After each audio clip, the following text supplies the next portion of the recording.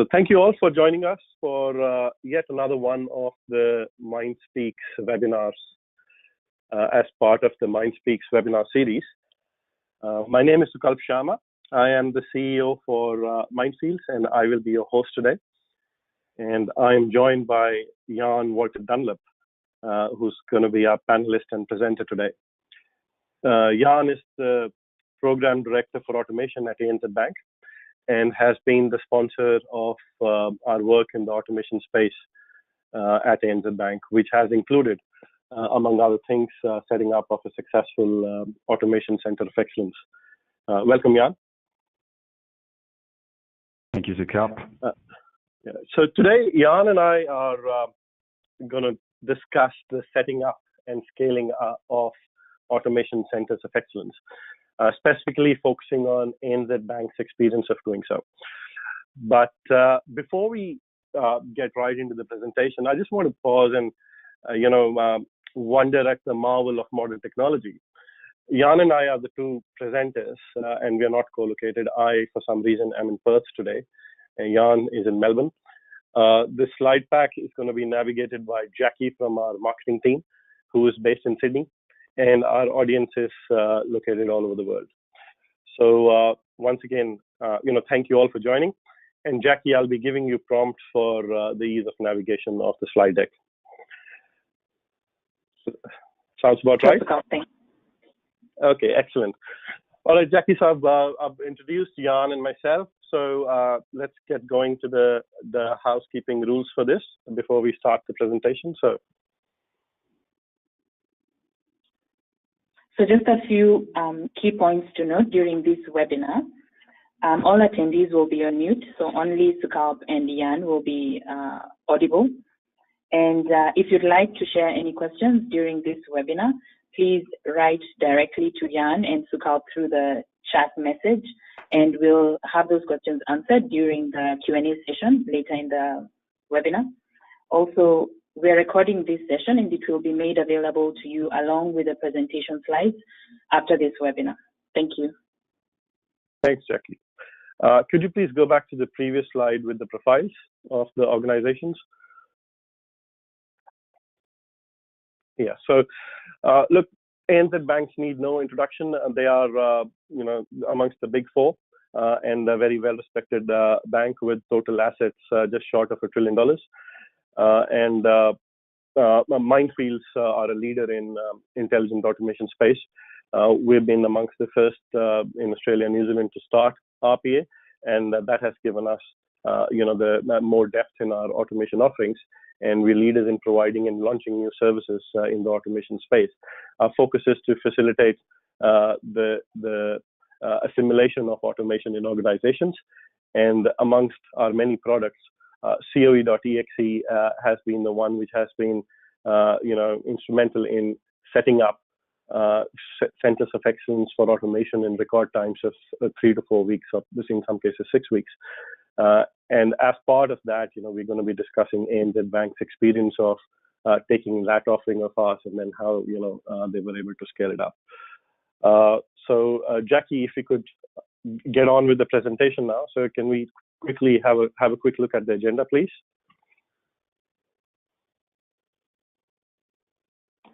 All right, so we're done with the intros. We have divided the whole presentation amongst 4 sessions. We will wrap the whole thing up within the hour. We will talk about, the importance of automation CoEs. All along, getting Yann's experience and ANZ Bank's experience of doing so. We'll talk about structuring an automation CoE. What are the key components, the building blocks, the key must-haves or do-rights. We will talk about the critical success factors for the CoE implementation, and then we'll try and summarize towards the end with the key takeaways. We'll have some time for Q&As, and we'll talk about the housekeeping rules for Q&As when we get there. But yeah, we'll try to keep it simple. There will be polls during the webinar as well, so I'll encourage and request all of you to participate in those. So we just kept 3 questions, but we'll be keen to see what our participants think about these questions of related to the CoE setup. And yeah, so please keep all your questions towards the end. We will try and answer as many as possible. Otherwise, we will get back to you after this and provide answers offline. Thank you, Jackie.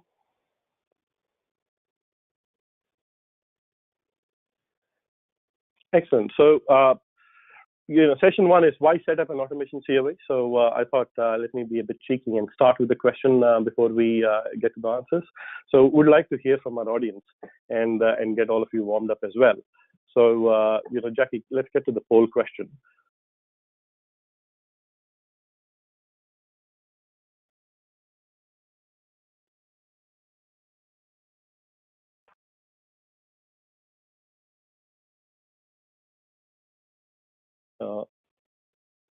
Jackie, let's get to the poll question, please.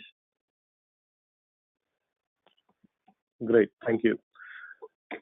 So the question is, do you believe an automation CoE is important for an organization pursuing RPA? We'll give you about 50 seconds to answer the question, and the results will be displayed soon after.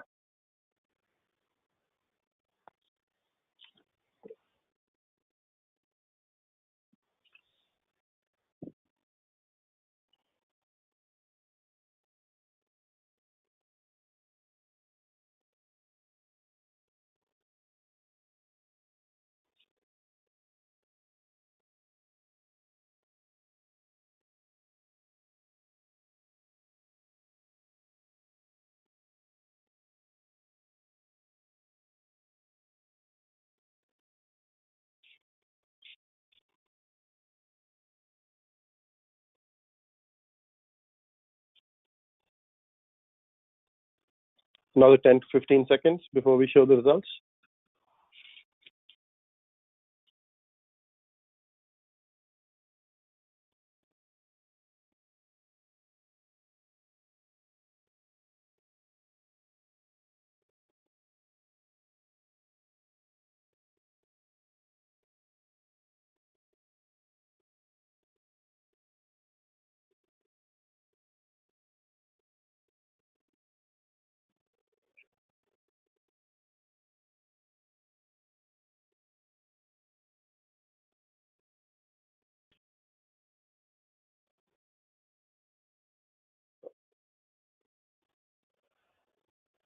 All right, so we have an overwhelming response in favor of setting up automation centers of excellence, and there is a section of the audience that is not sure, and some believe it is not important.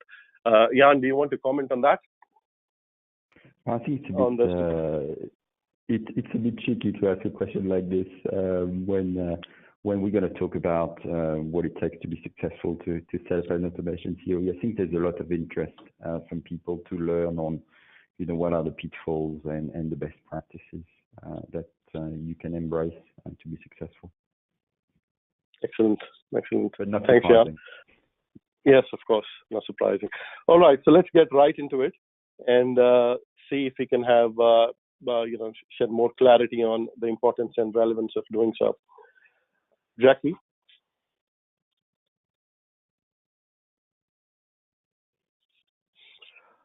Okay, so why set up an automation CoE? So essentially, look, from our perspective, and after having set up a number of centers of excellence, we found that it is instrumental in industrializing and scaling up the automation footprint and program in organizations.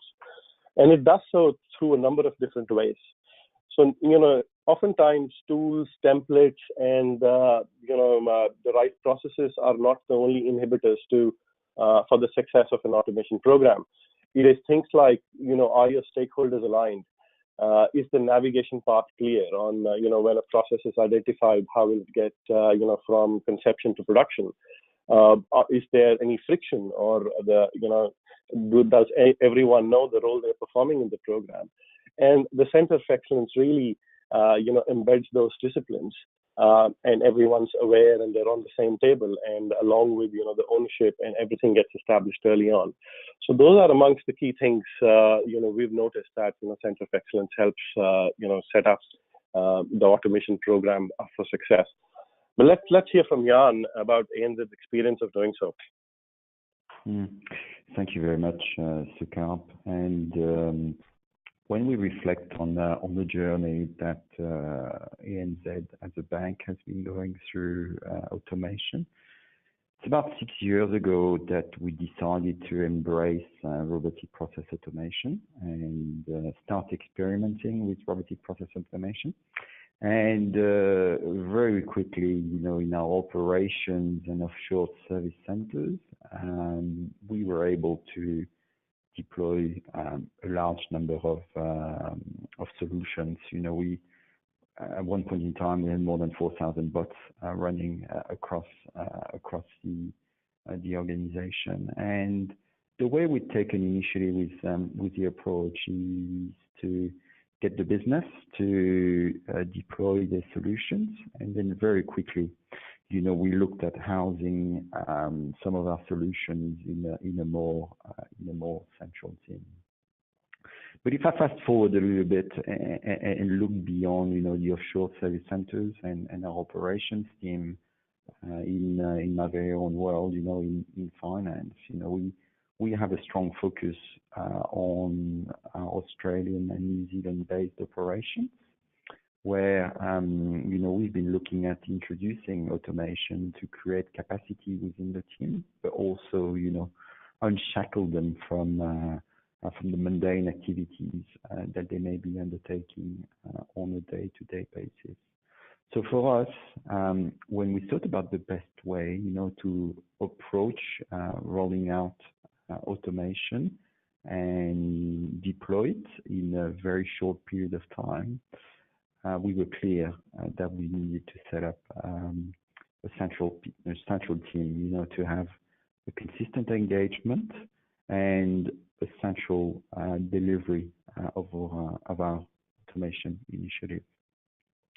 This is one aspect. The other aspect was governance was key to what we wanted to do, and we felt that the model was very conducive in terms of a central way of looking at our initiatives and driving them, prioritizing the development, and overall, to get visibility for everyone within our teams on what was going on and the body of work. And I know we're going to talk a bit more about it later, but you should not underestimate the importance of the consistency of the engagement and the speed of delivery that you can achieve with a central organization and with the CoE. The other thing is we made the establishment and the setup of our automation CoE central and aligned with our overall simplification agenda that we were driving. And we look at it, as an enabler for our process improvement and an interface with the rest of finance. People don't have to ask themselves, who should I be talking about getting some of our process automated? They rightly know where to go. Thank you, Sukalp. Excellent. Thank you, Yann. So, I hear a few things there that, there is, increased governance, there is transparency, there is speed of execution, there is, stakeholder alignment there, and there is, obviously the embedding of one central way of doing things, and you don't want robotic process automation or intelligent automation to be done in 10 different ways. So embedding of the methodologies, tools, and structures that basically help you get the program started and hit the ground running. And so, Yann, it's been a couple of months since the CoE has been up. Do you want to share some numbers on how many processes and how much capacity has been created as a result of setting it up? So, one of the key metrics we were looking in the first few months of our automation CoE, and it's been up now for 4 months, was the level of engagement that we were getting from our staff in Australia and New Zealand. And you have to remember, whilst we've been at it for 6 years in our operations and offshore service centers, this is quite new for our staff, and we've just a bit under 1,000 employees in Australia and New Zealand. We've been very quickly able to generate interest and momentum from over a third of those employees, which itself is turning into a great pipeline. And the key there is pipeline is good, delivering is better. So the fact that we set up a central way, we are able to focus our efforts on the delivery of that pipeline. So overall, quite a very positive experience, I would say. Okay, great. Thanks, Yann. Jack? Yeah, okay, thanks for bringing the summary points. So I guess we've discussed this. So it's about effectiveness, efficiency, aligned stakeholders, improved governance, and improved transparency. Okay, awesome. Jack, can we go to the next one, please?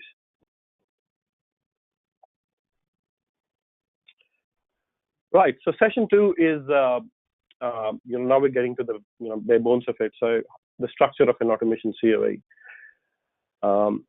Next slide, please.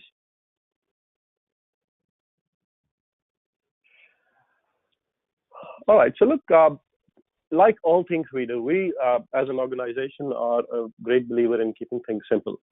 And that approach guides us in all the products and services that we deliver. So, and setting up an automation center of excellence doesn't have to be complex. If you think about it, it starts with, it is essentially a top-down exercise. And it starts with aligning your stakeholders, establishing ownership patterns, establishing roles and responsibilities and governance. We just like, they're laying the foundation for the center of excellence. Once reporting lines are cleared, responsibilities are established, ownership is established, and all friction is done away with, if there is any. That then sets the scene for getting to the second component, which is the operational component, the day in the life of a CoE. How will a CoE work when it is set up? So how will it, for example, prioritize processes, or even before that, select processes that are good candidates for automation, prioritize them in a way which is consistent and transparent to all, run business cases at scale, and not, having to spend weeks and days to doing so. And then once it is through the pipeline and once gets the approval, then go about developing the things. So the second module is about, or the second part component is about, setting up that operational rigor and tools and templates within the CoE, all the way from conception to production. And then once that is established, the other missing piece is what are the policies and procedures that are relevant to a center of excellence setup.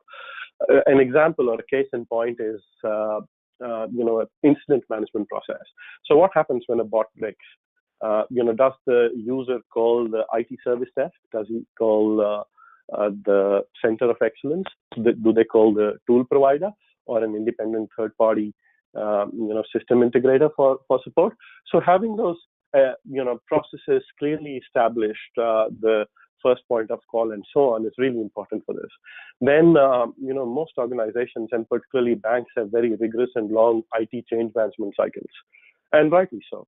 But because of the very agile and non-invasive nature of RPA, having a 2-month cycle for, putting one change in a code in production does not make sense for RPA. So is there a case for a lighter IT change management for RPA? So these are examples of policies and procedures. We go about it 1 week at a time, focusing week 1 on the strategy bit, week 2 on operational, and week 3 on basically getting all the feedback and nailing the policies and procedures, and whoa, you have a CoE set up in 4 weeks' time. But anyway, let's hear Yann's experience and ANZ's experience of doing so. And thank you very much, Sukalp. If I think of the key components of an automation CoE, this is not just technology play. There's a lot of stakeholders who come at play, especially in a bank like ours, where we need to engage with risk and compliance, with technology, with our HR, with our HR team, looking at training and all those things. So the way I look at it, the stakeholder alignment, starting right, from the vision and what the CoE is about, and what are the different drivers and metrics that the CoE is going to deliver to, I should say, the customer experience on the end, on how satisfied people are with the experience working with the CoE needs to be worked out up front.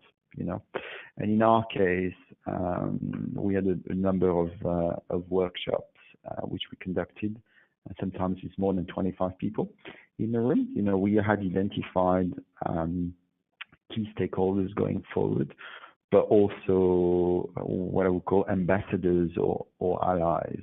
People who had a keen interest into progressing automation within the organization, or had a large sphere of influence across the board.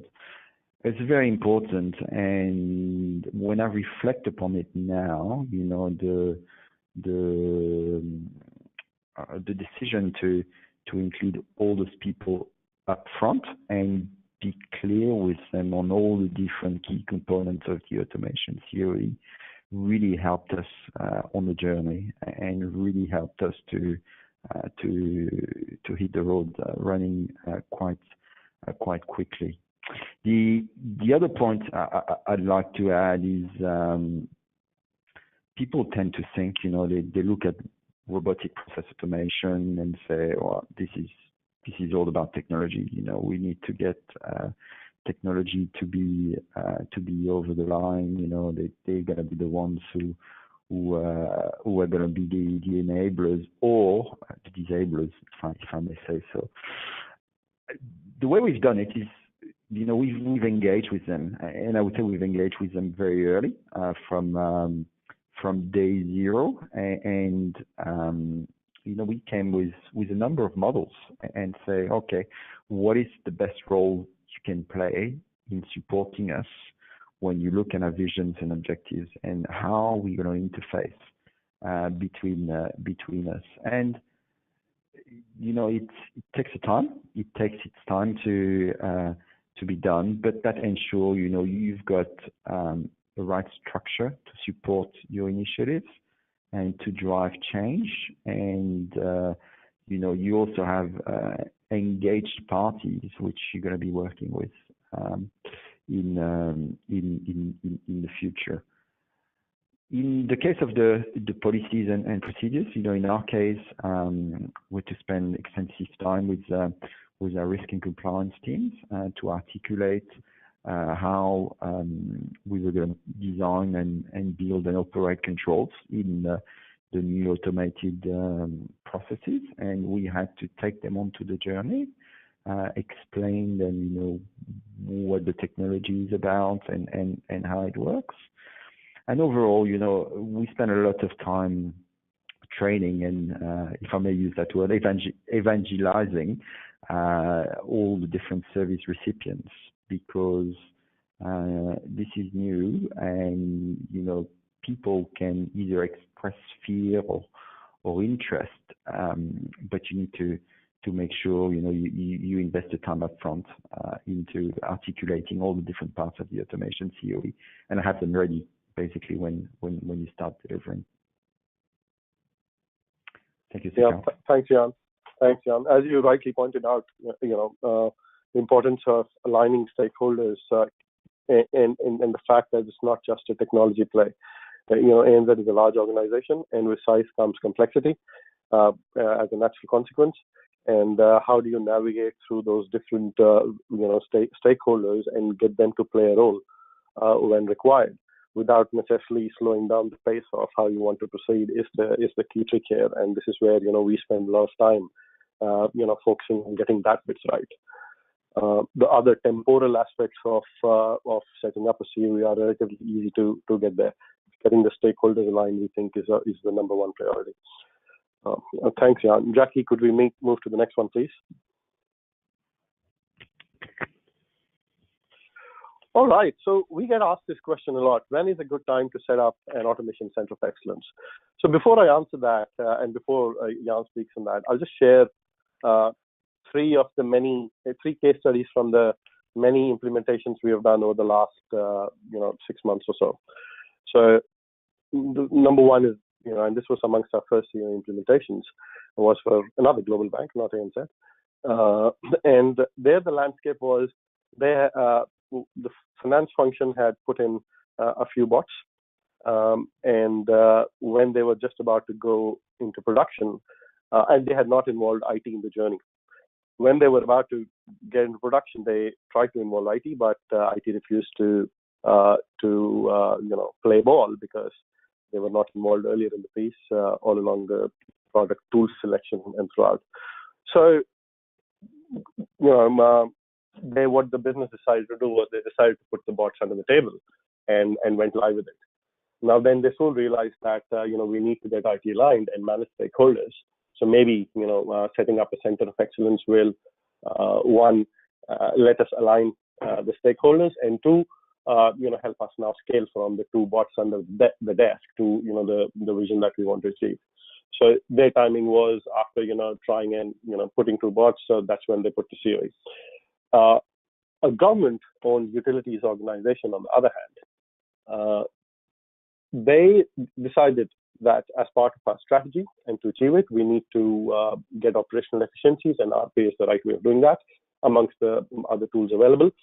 So they said, we need to do it right. So let us set up a center of excellence before we, get our hands dirty with, getting bots in. So they put it right at the beginning.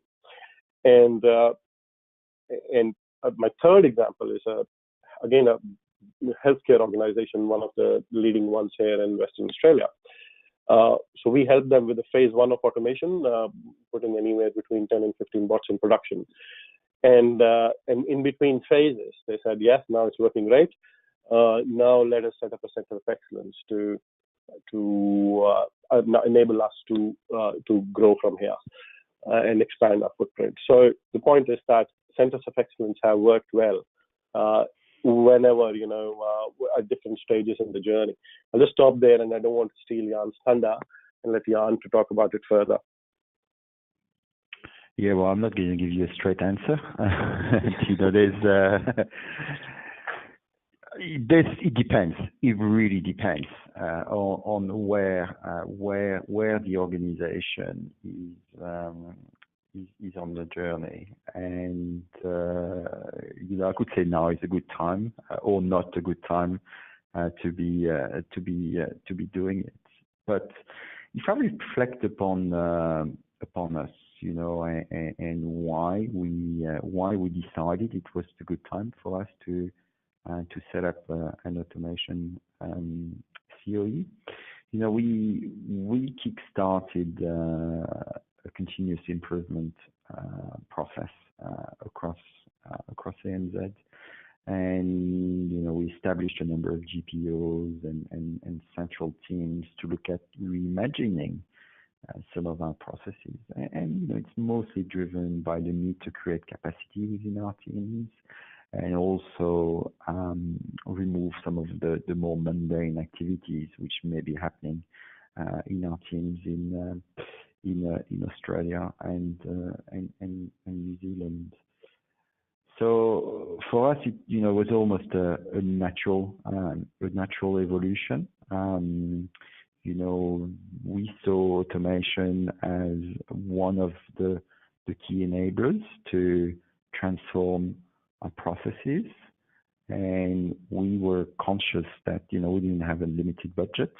So and that's I think that's a deciding factor as well. Once you've got that type of initiative funded, is how do you make sure you control your cost and you get a bang for your bucks, because it's not just about doing POCs and pilots. it's about putting them into production and actually delivering on the capacity that you create, or on the decrease of the operational risk. And as Sukalp said earlier, he had one example of another organization where technology had not been engaged. You also need to make sure your technology team has the technology ready, of course, and is embarked on the journey.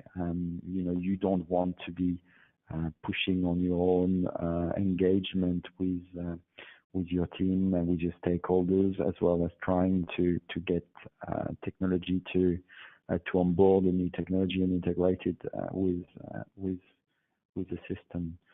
But if I sum it up, in very, very simply, you need to couple that with other transformation projects.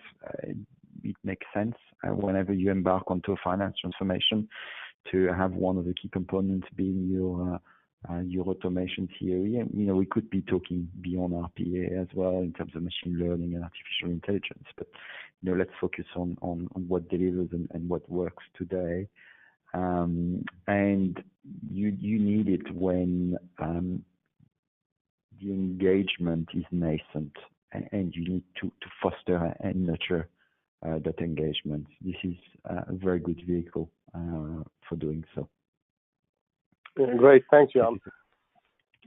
Thanks, Yann. So yes, I want to reiterate that key point there, that once organizations are beyond the POC phase, or testing the waters and seeing whether this thing works for us or not, and how a bot actually works and so on. Once they have decided that yes, one of our strategic drivers of our organization is delivering operational efficiencies and alleviating let's say less value-adding work and directing human beings to more value-adding work, and RPA is an important tool in doing that. That's when they should think of setting up a center of excellence, because if you're doing something, you might as well do it right from the very beginning. But that notwithstanding, if a program of work has already started, and now the question is about better managing it and leveraging it, and having more transparency in the system, getting more transparency in the numbers, the business cases, and so on, and then scaling it up for the future, then that may be a good time for setting up a CoE as well. As I often say, now is a good time. Anyway, all right, Jackie, could we get to the poll question which follows this slide?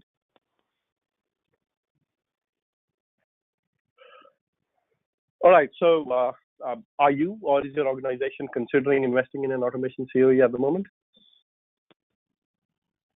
So we'll have another 45 to 50 seconds to answer this, and then Jackie will take us to the results page after that.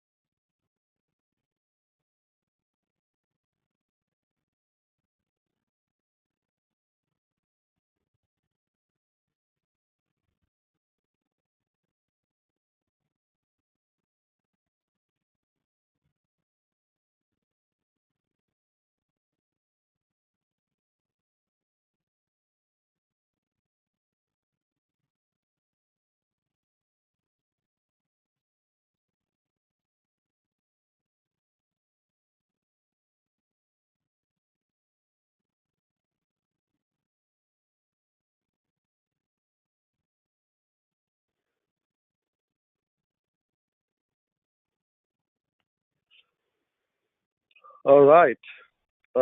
Yann, do you want to comment on the numbers? I think they're almost evenly distributed when it comes to beyond the initial interest. The 17% around remediation or upgrading is interesting. Is interesting for me. There's one thing that was clear from the beginning, and I know we'll talk a bit more about it later. Is I didn't want to be in a position to have to remediate and disengage with our people. Pace for us was a key essence. So yeah, no, sounds like there's a lot of work going on out there. Yeah. So if you look at it, roughly 63% of the participants either feel the need of setting up a CoE or fixing the one that they already have, and then there's another 38% otherwise. So all right, that's great. Thank you. Something for our sales teams to now think about. All right, Jackie, could we get to the next poll question, please?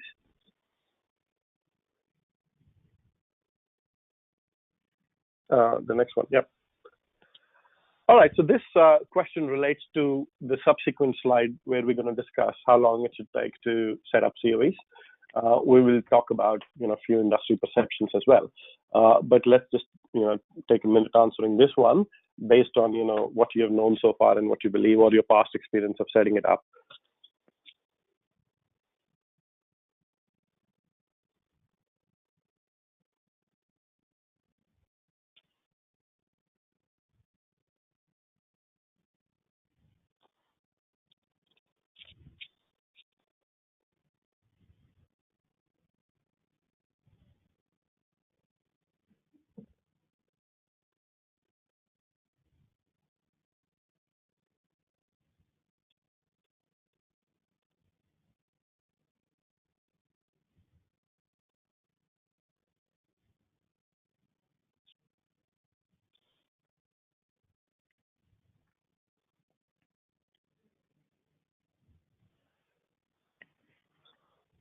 Right, so we have the spread here, and not surprisingly, this is what I anticipated that's going to be a normal distribution centered around the mean.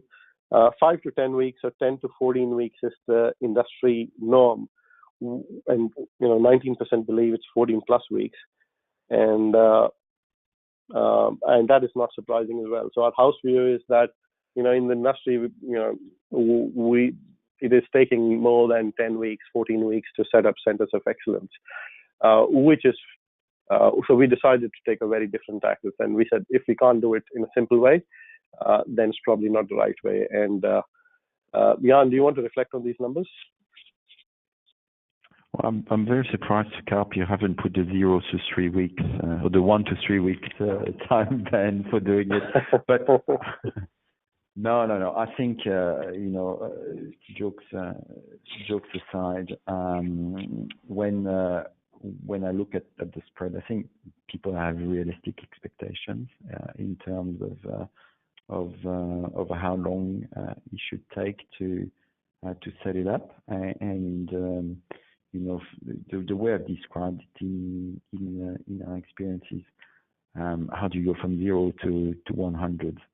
So from not delivering anything and having very little engagement to a high level of engagement, and start making it through for people. So yeah, great. Not surprising. Yep, excellent, great. All right, Jackie, that is a nice segue into our next slide, which is the one after this. Yes. Yeah, and I'll straight away get to you here, right? So I've talked about how we're doing it faster. What we want to know here is ANZ's experience of doing it, and did the timing surprise you a bit as well? Yeah, before I get to talk about this, the other question I get asked quite often by different people, apart from how long does it take to set it up and realize benefits, which is a different question, is what tools should I be using? And there's a few tools on the market, but it's, at the end of the day, it's a bit like the speed.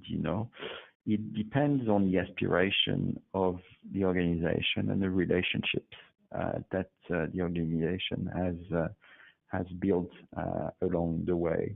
And if I look at us,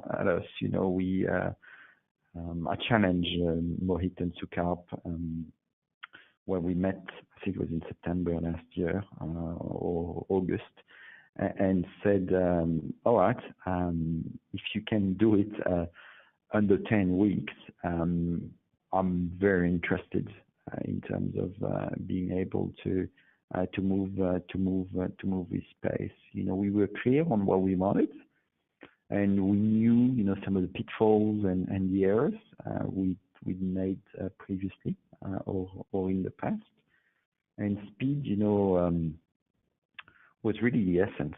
And we wanted to keep, the engagement level right. We had the software and the technology lined up, but, we were really after a turnkey solution, which enabled us to a certain extent not to project manage, the whole setup of the CoE, but ensure that all the peripheral activities were lined up and ready when we started. And it took us just a bit over 6 weeks from the time we met the first time to socialize our vision and our strategy and what we were about to the delivery of the package, basically. So quite from my perspective, the 10 weeks, it was well in the 10 weeks, and we were true to the dates that we had set up. I know I pushed the team from that perspective, but we had set all the communications for our finance staff that we were launching on that date, and we launched on that date. So thank you very much. That's great, Yann. And reflecting on the experience, right? So one of the big drivers of that timeline was also getting the leadership, their diaries aligned to get them in a room from internationally. And that was one of the key drivers. And once that was ticked off, we were voluntary on our way. All right. Jackie, could we get to the next one, please, in the interest of time? So this one, the CoE operating model and the ownership, they're kind of a bit aligned. We're going to talk about ownership on the next slide. I'll just quickly share my 2 cents here, and we're keen to hear from Yann. And this is certainly relevant in ANZ's case because of the complex landscape. The 4,000 bots, centralized IT team, centralized IT automation team, and then finance function wanted to do, their own automation and so on. But Yann will shed more light on that. But if you look about these are, different ends of the extreme. So we can have a centralized operating model where the CoE is a central body, and it takes care of all the RPA needs of the organization, either all by itself or, recruiting external system integrators as required. But essentially, it manages all the, the entire program of automation for the organization. A decentralized one is the one where, there is a very small central notional CoE, which is the gatekeeper of knowledge, but essentially all RPA and intelligent automation development and programs are managed in a decentralized way across business units, or if those business units are geographically dispersed in multi-countries, so individually where those are managed there. And somewhere between these centralized and decentralized is the hybrid. And the hybrid can be scaled towards the decentralized or scaled towards the centralized. But the idea is that a central gatekeeper of all the knowledge, information, processes, methodologies, tools, vendor relationships, and so on. The CoE plays that role. And then based on the business units or businesses' appetites to go invest in RPA, they manage or help manage those RPA programs of work across business. So those are the 3, and then there are a few other types as well. You can make variations or permutations of these and call those other names, but essentially to us these are the 3 types. Yann, how do you look at these, and what did you end up doing at ANZ?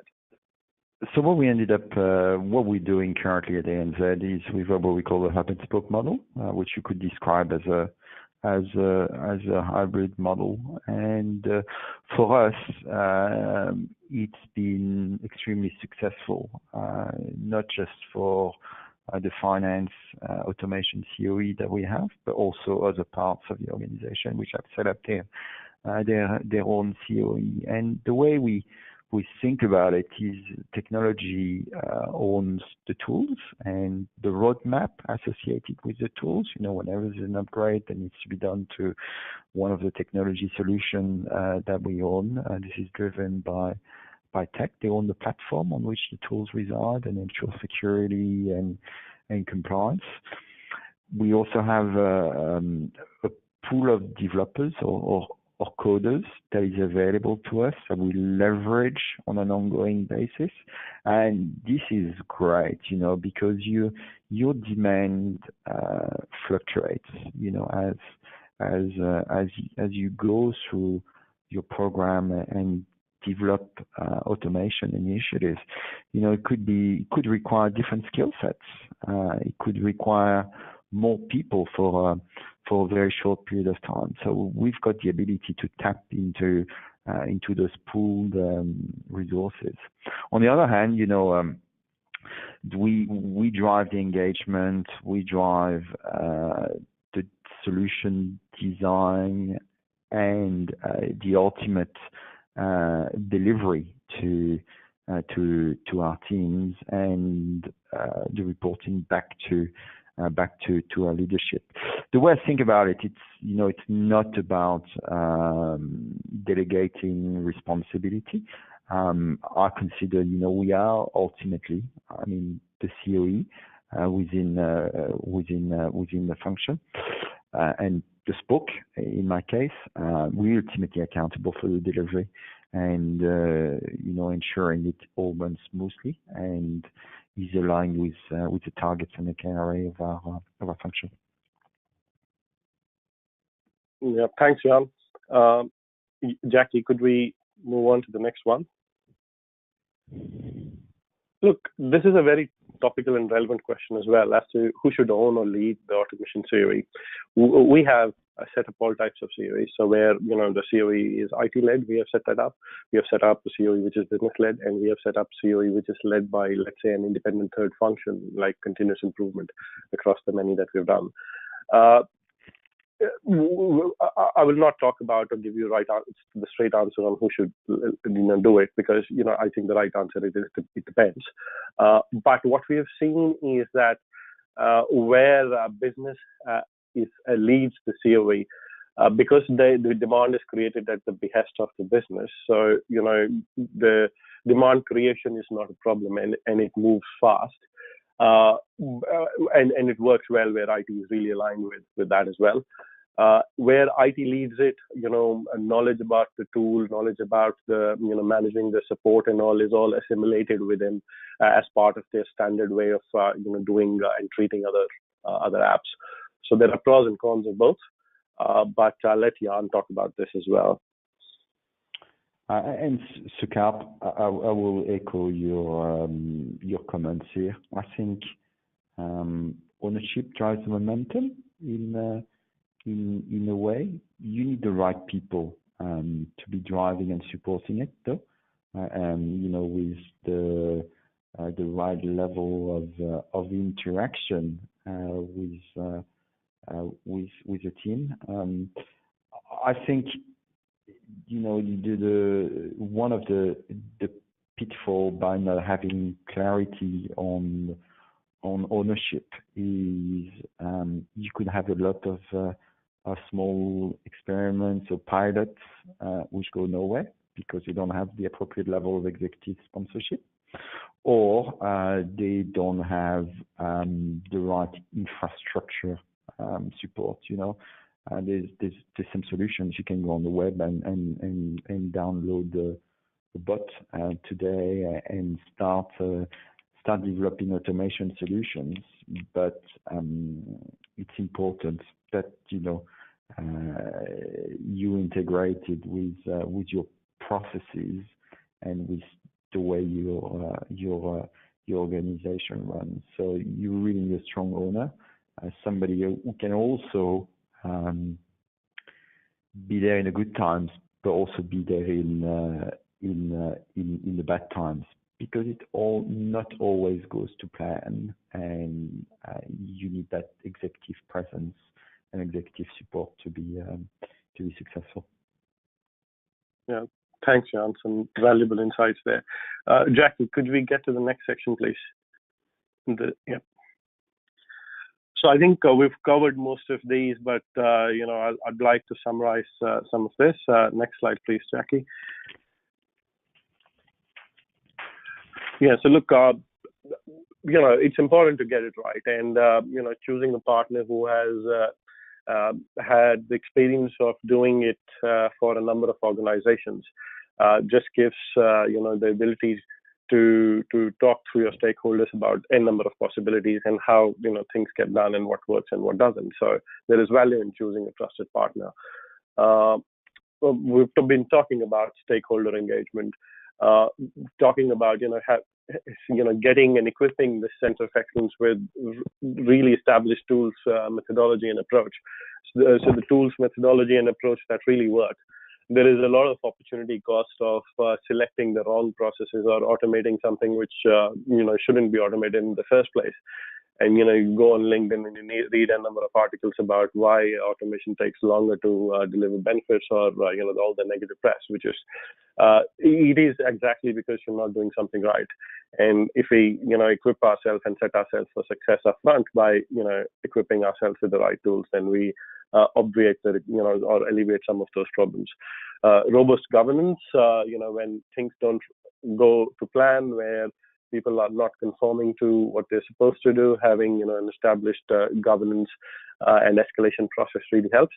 But escalation notwithstanding, having a governance regime ensures that everyone knows what they're supposed to do and is part of, and not another thing that they're doing. It is part of their the things that they're supposed to do. Scalability is really important as well. So you don't have to set up a big and really large, expansive center of excellence on day one. Most automation programs start small, so it's important for the CoE to be small as well to keep the cost low, and for it to be equipped for scalability so that it can grow when the automation footprint increases. Yann, have I stolen your thunder, or you still have a few points to add on this?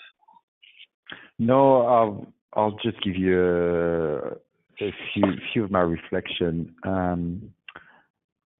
If you are embarking on the journey of setting up an automation CoE, I say be ambitious, but be realistic. There's a temptation to think that the machines are gonna take over. Focus on where you can make a difference. Focus on some of the big ticket items that you believe are prime candidates for automation, but also do take some level of risk by looking at more complicated process. If I reflect upon the journey we've been through, it's been great, to have a partner such as Mindfields and being able to leverage the experience and some of the assets that they had before. But we spent significant time planning ahead so we could move with pace. Pace and scalability is the essence here. And you want a return for your investment, and making sure this carries you over beyond just the setup of the automation CoE, but through the whole life cycle of your initiative, and it becomes an integral part of your function on how they work and how they deal with process improvement. Great, Yann. Thank you. Thanks for that. I think that's a nice segue into the next session, which is really about any final thoughts you have on this, on your own journey. So we've been talking about bits of these throughout the session, but bring it all back in sum. If you have any final concluding thoughts on key takeaways.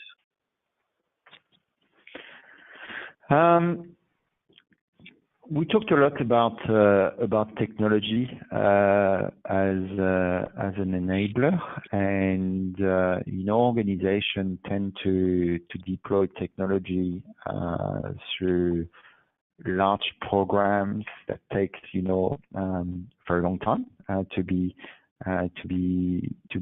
deployed.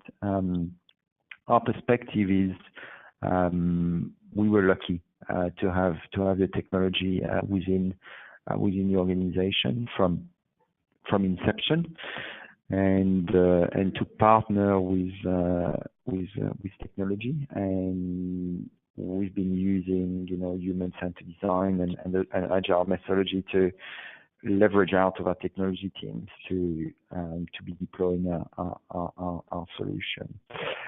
There's one point which I've touched upon earlier, which I think is very important. And as you set up a CoE and get the energy and the connectivity with your teams, is the impact you can have on the staff. And I've had many eyes-opener moments by people who say, "Wow, I didn't think this was possible," or "I didn't envisage that my work could change on a day-to-day basis." So, high level of engagement and investing into education and delivering a consistent message is very important.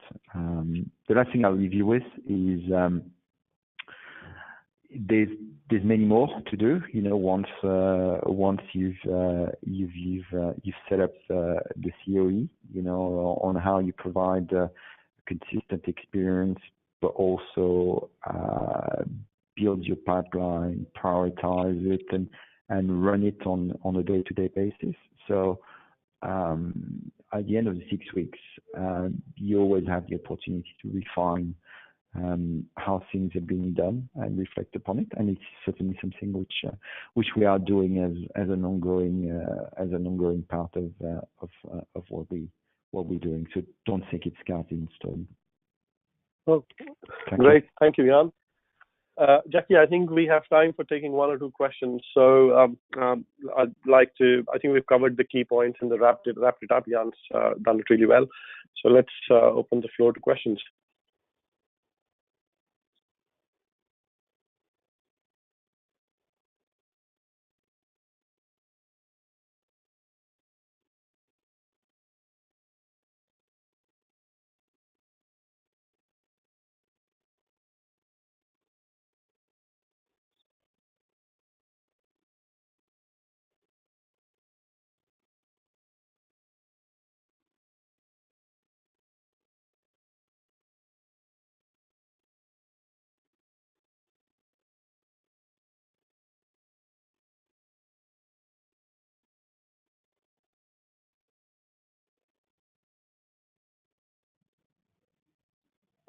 Jackie, do we have any questions yet?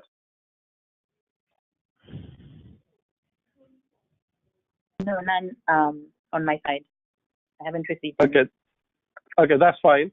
It was a fairly comprehensive webinar. So thank you, Yann. I think thank you for making time for this. Your comments were very insightful and useful. And thank you for all our audience globally for your interest in this. I hope the webinar was useful. If you have any questions at any stage, please feel free to reach out, and we'll be very happy to respond to those offline. And it gives me a lot of pleasure when we finish a meeting right on time. So thank you once again for making this happen. Thanks, Jackie, for navigating it perfectly from Sydney. Thank you, and hopefully talk to you soon in another one of the webinar series. Thank you very much. Sukalp.